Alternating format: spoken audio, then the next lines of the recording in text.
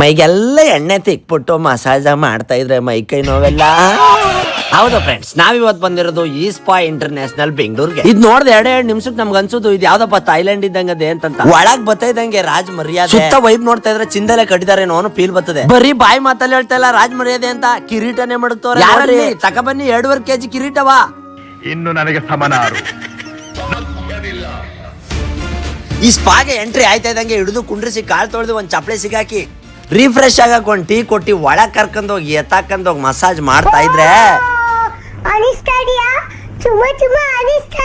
ಚುಮು ಅನ್ಸದ್ ಇರ್ಲಿಕ್ಕಲ್ಲ ಅಣ್ಣ. ಬಾಡಿ ಎಲ್ಲ ಮುರಿದು ಎಳ್ದು ಹಿಂಗ್ ತಿರ್ಗಿಸಿ ಹಂಗ್ ತಿರ್ಗಿಸಿ ನಾಟಕ ಎಲ್ಲ ತೆಗ್ದು ಬಾಡಿ. ಈ ವಿಡಿಯೋ ನೋಡಿ